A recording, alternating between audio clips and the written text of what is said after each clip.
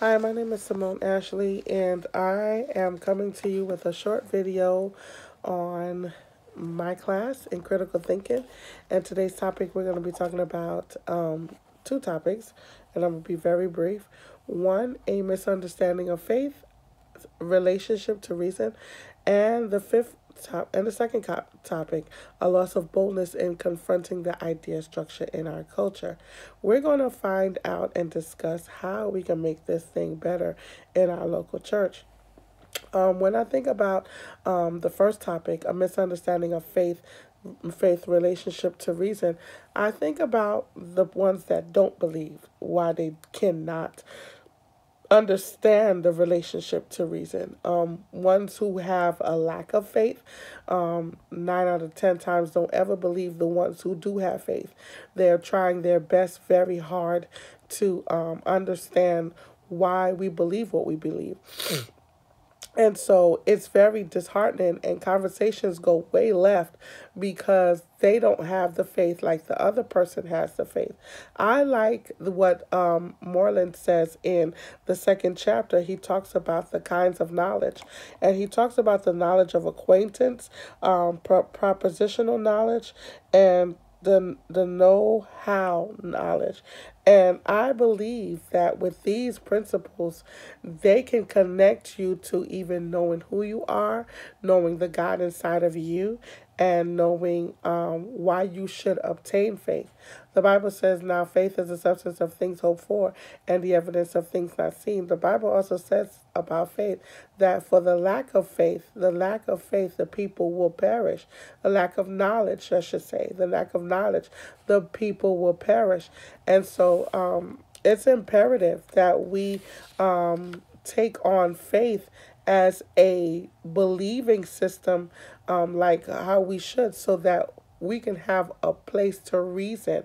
There's a lot of speculation in the churches about persons who would say that they're going to receive certain things, or we're going to believe in God for a house, or we're going to believe in God for a car, and yet the persons who confess or profess those type of faith declarations, at the end of the day, by the time they get home, their faith factor has gone all the way low because there is not enough faith to keep them going to believing that they will get the house, they will get the car, they will get those things.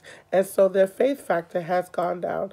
And a lot of times it's because of persuasion of preachers who themselves have the cars, the houses, and believe for them to have the house and the car.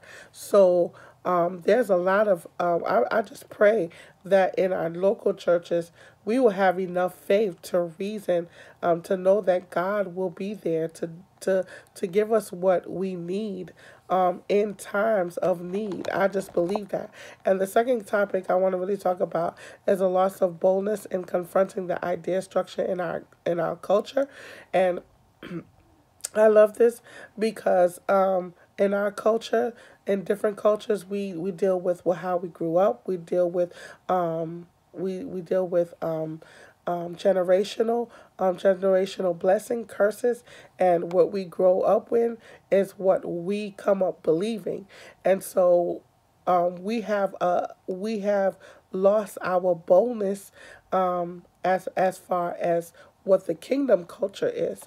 And I believe the kingdom culture is holiness and righteousness, and we have lost that boldness.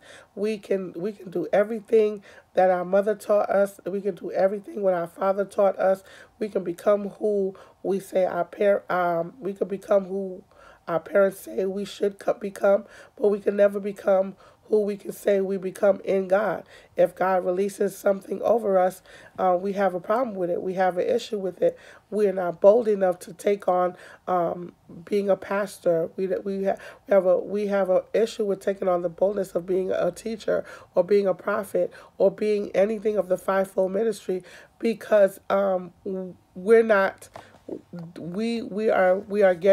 we're now getting used to the kingdom culture. I like when it says in chapter 3, it just says a little statement, and I'm gonna just repeat it. in chapter 3 in transforming the mind, the Bible says that we have to have a renewing of the mind and a transformation of mind, right?